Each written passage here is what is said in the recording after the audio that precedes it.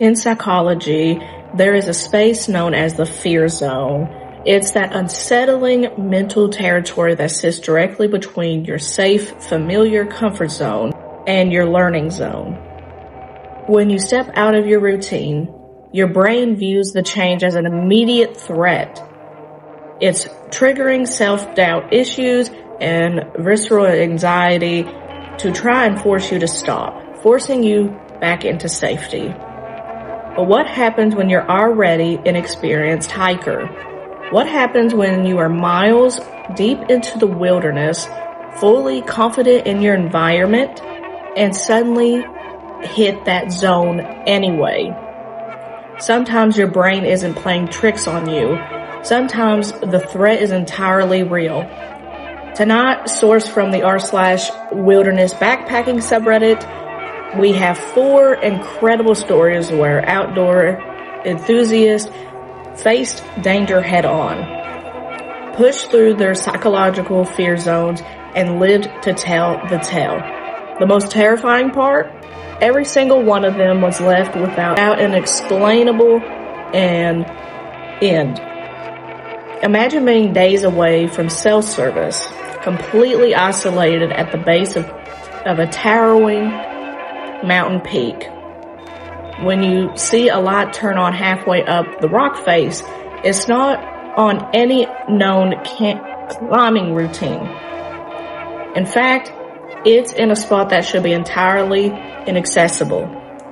For our first story from the user Dan the Biker 1981, a midnight photographer session turned chilling when a mysterious light began panning back and forth across a treacherous ice wall, sweeping slowly back and forth across the ice wall, looking less like someone's exploring and more like someone is trying to desperately be seen.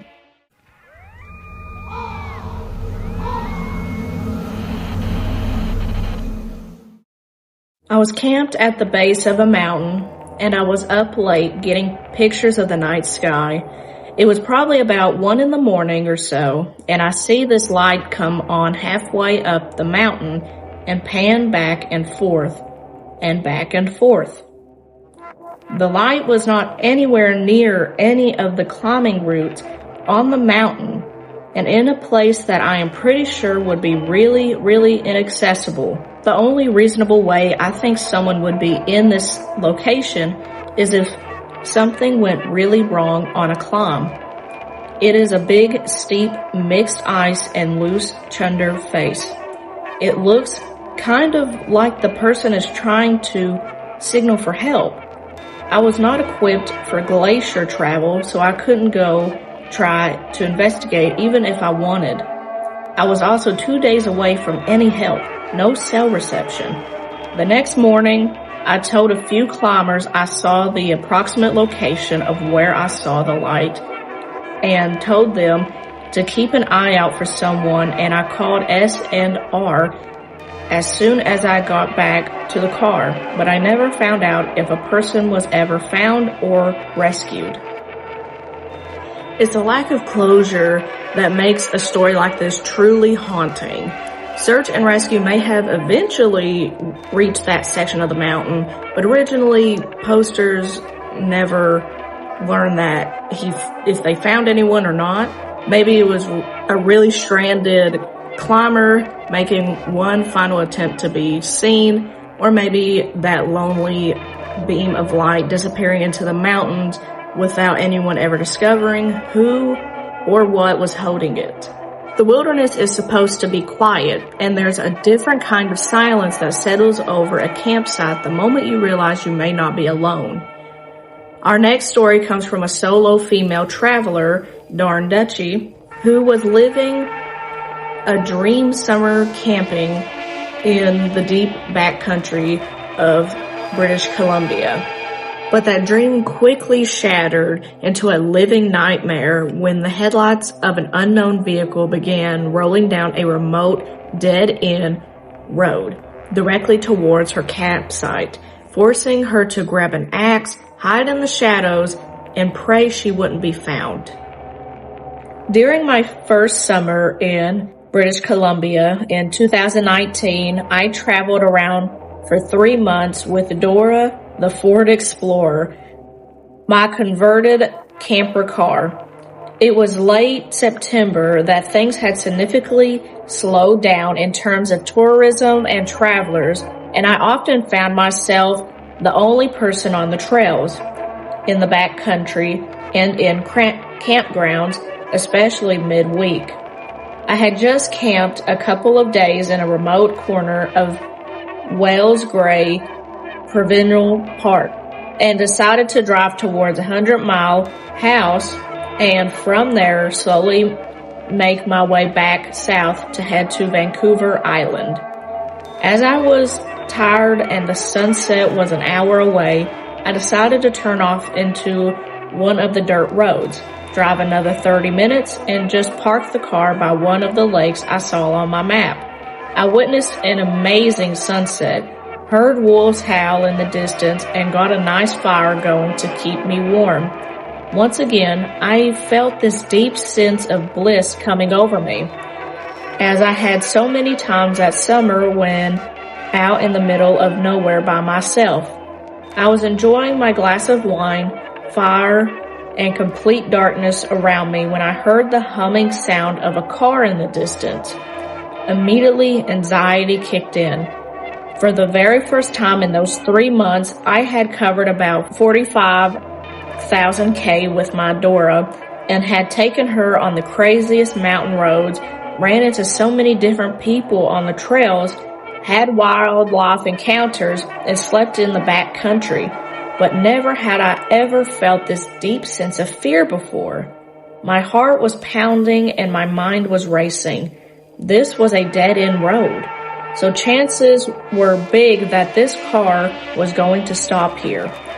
I'm still amazed to this day how my anxiety makes your brain do weird things, because I suddenly had images of a creepy loner in a beaten-up truck that had always wanted to kill someone. And here I was, a solo woman in her early 30s in the middle of nowhere, parked by the side of a random lake. While I always leave trip plans for the hikes and backcountry adventures, I had been a bit relaxed about letting people know where I'd camp for the night with Dora, so nobody would even know where I was. I heard the vehicle approaching and saw its lights through the trees. I ran to the back of my truck, grabbed my axe, closed all the doors, and crouched behind the dark side of Dora, away from the burning fire, so whoever was coming this way couldn't see me. There were several clearings around the lake, so I just hoped that this person would drive to the furthest side and leave me alone. I thought I was gonna lose it when the car literally pulled up next to Dora on the other side of the fire. For a second, I thought of just walking up there like I'd do any other day, just greeting a fellow camper that probably thought it would be nice to share the fire. But for some reason, I couldn't even move. All I could think was, don't expose yourself. In nanoseconds, I thought, which way should I run if I have to? And then, it's so dark. I don't even think I can run through the trees without breaking my ankle or running into one. I heard the other car's door open and somebody stepping out of the car. By this time, I almost crapped on myself. I didn't want to make my presence known because I did not want this person to walk around my car and find me there, crouching on the floor with my axe. So I decided to open the driver's door. Then I slammed my door shut again, really hard, thinking it would sound very masculine and strong. I immediately heard the car door closing shut again, the engine start, and saw the car taking off and heading into the farthest end of the lake. I quickly put my fire out and jumped in back of my car. Never have I been happier to have a camper set up in my car than that night, for I would have not been able to sleep in my tent. I slept extremely bad that night. I kept waking up to sounds and kept checking whether I locked my doors. At one point, I remember hearing my door open and panic rushing through my body. How did he get in? All I saw were two dirty hands holding my pillow and pushing it onto my face. I woke up, drenched in sweat, breathing heavily. To this very day, it's one of the scariest and most realistic nightmares I've ever had. That morning, I rushed off as soon as the sun had risen.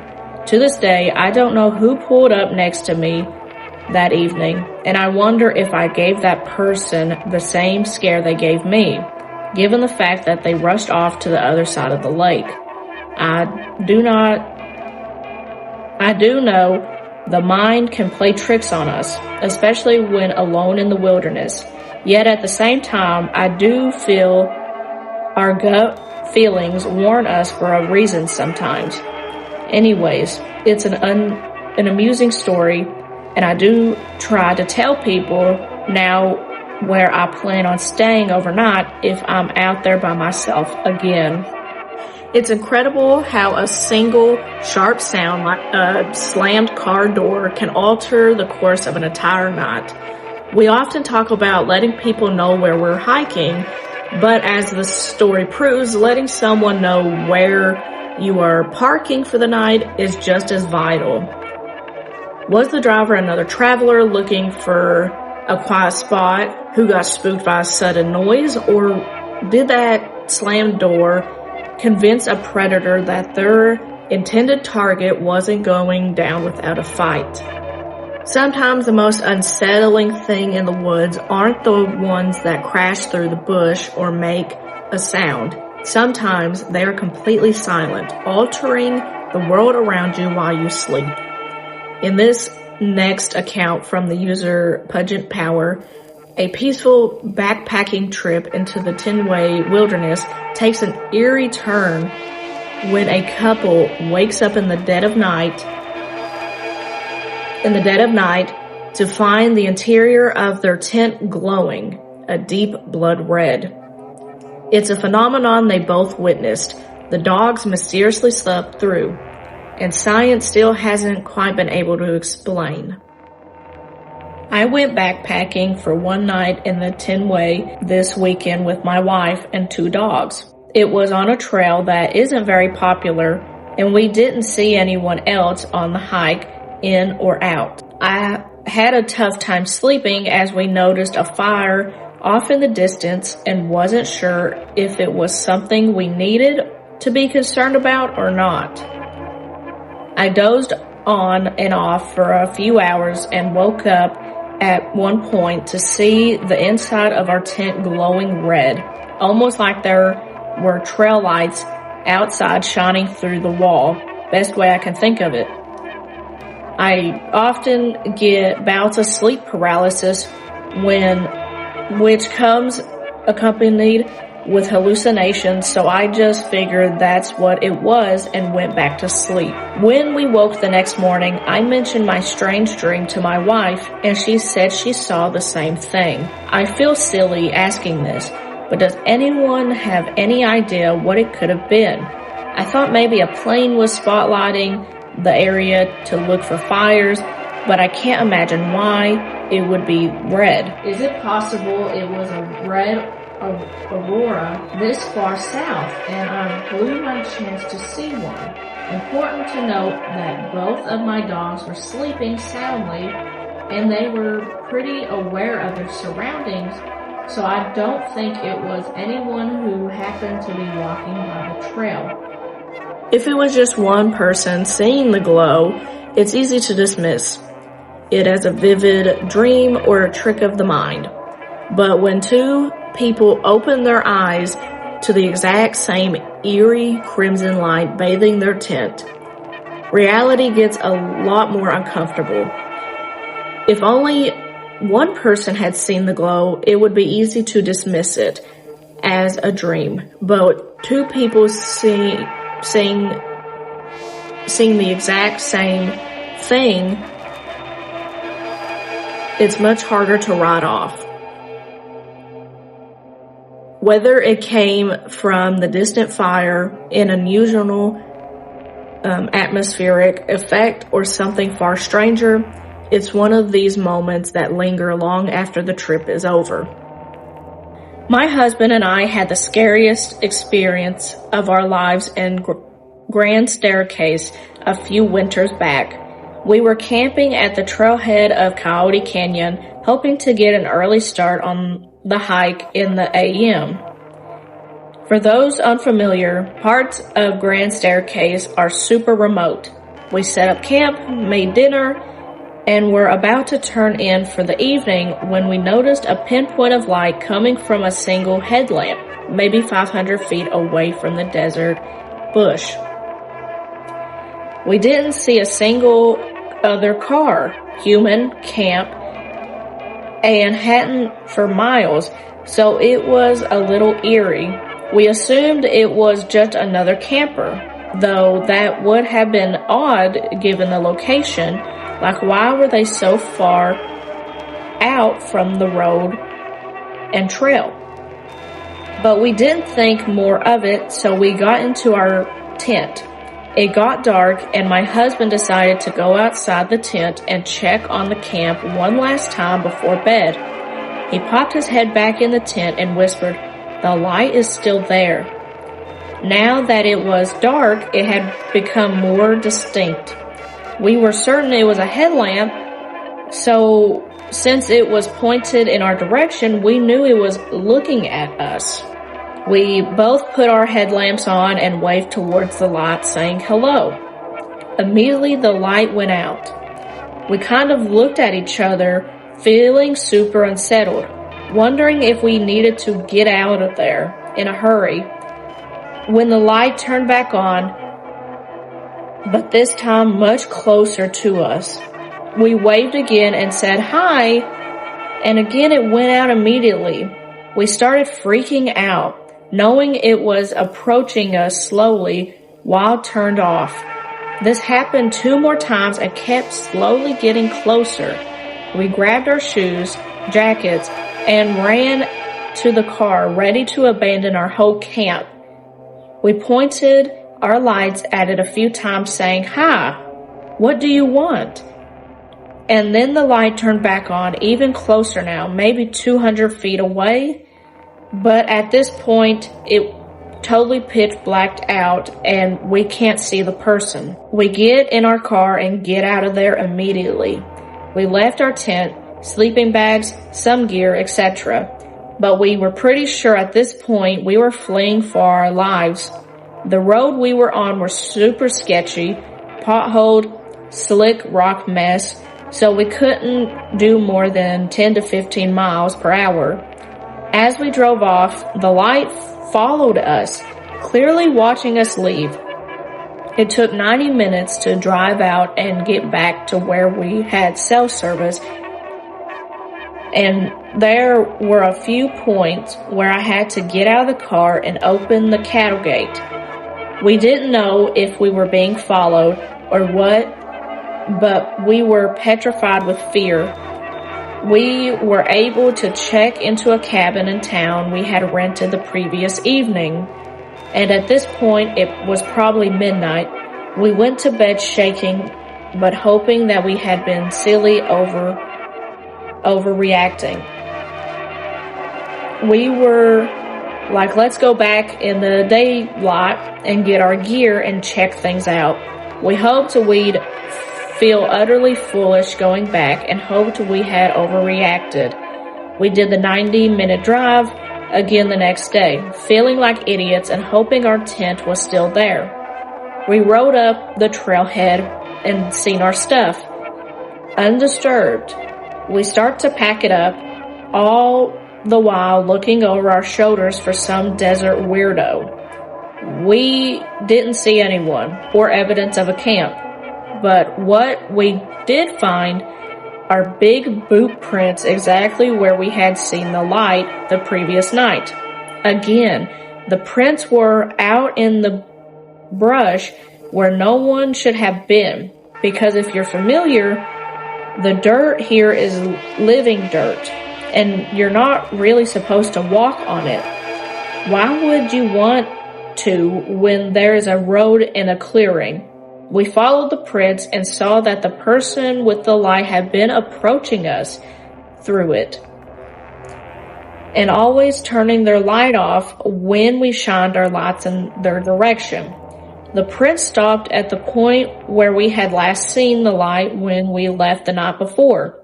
Seeing that there really had been something there freaked us out, because where were they now? So we grabbed our stuff and got out of there again, feeling more freaked out than the previous evening. We still don't know what happened or who was out there, but if you get a weird gut feeling about something, trust it. We honestly think we could have lost our lives that night to some lunatic. There is nothing worse than returning to a scene, hoping to prove to yourself that you were just being paranoid, only to find the cold, hard proof stamped into the dirt. Those heavy boot prints, stepping wordlessly through the brush, advancing only when the darkness covered them, confirmed the ultimate nightmare. They weren't safe and they weren't crazy. When your gut tells you to run, don't look back, because sometimes